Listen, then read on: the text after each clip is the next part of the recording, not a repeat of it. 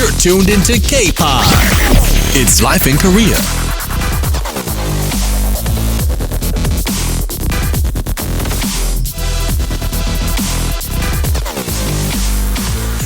Craig, you're still involved with the education system in some ways, which we'll get into in a little bit here.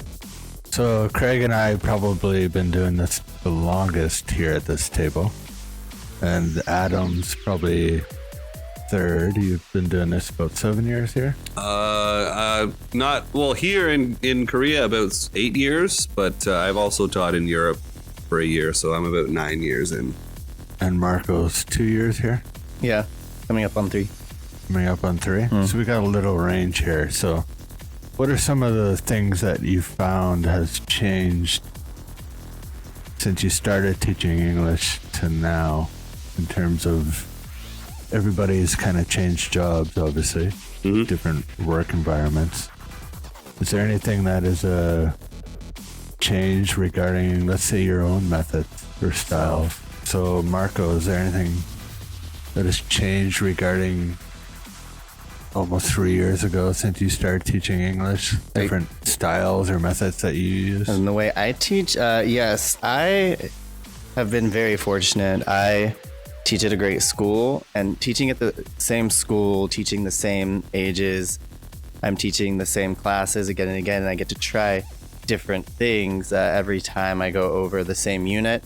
And a lot of things, I mean, I guess I'm still relatively new at teaching, but honestly, what's changed the most for me is classroom management. Okay. So controlling the kids?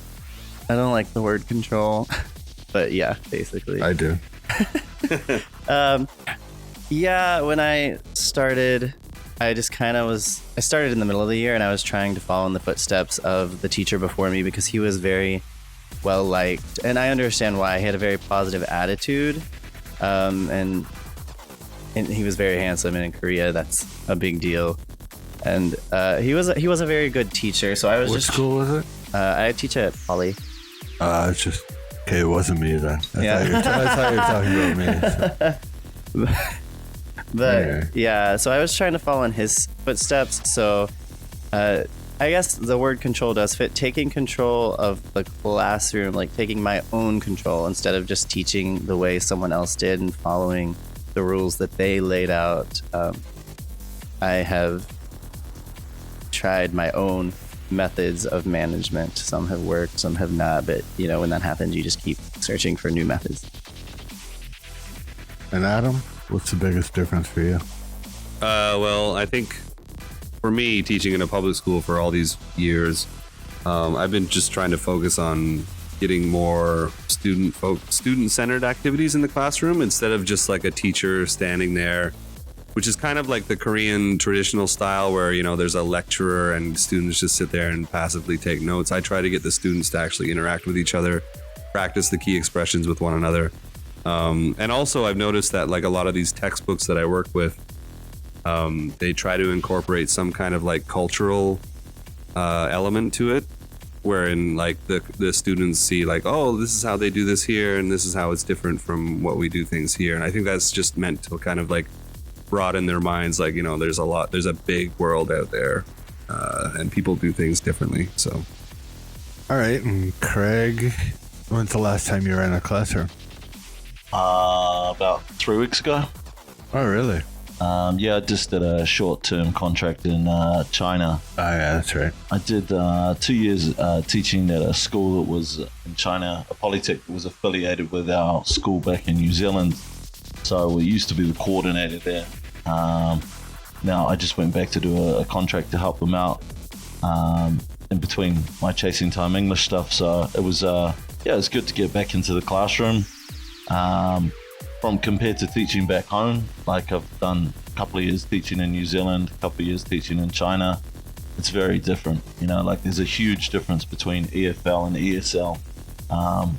I love teaching ESL back in New Zealand. It's, you know, half the job's taken care of for you because you've got a classroom full of multicultural students have to speak to each other in English. Yep. And that's such a big thing. trying to do that in Asia, trying to get Korean kids to speak to each other in English, or trying to get Chinese kids to speak to each other in English. It's a huge challenge for any of us.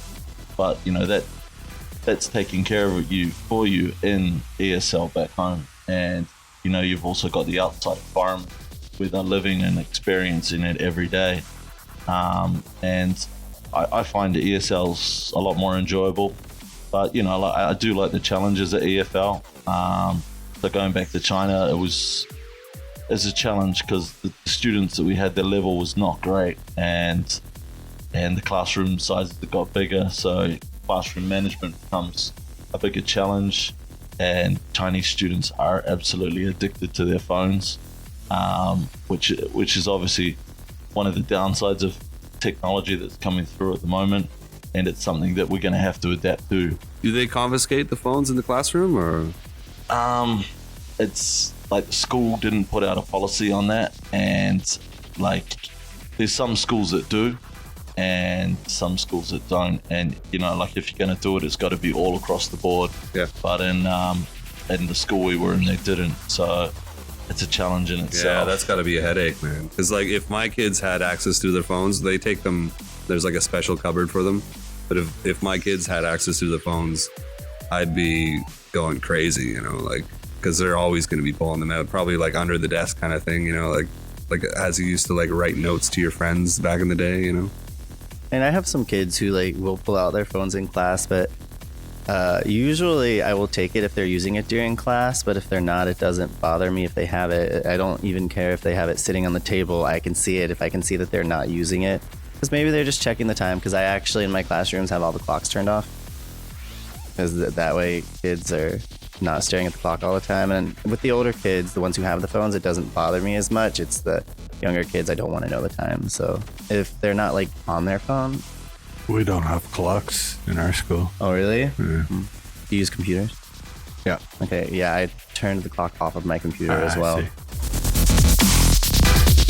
Thanks for tuning in to K-PoD.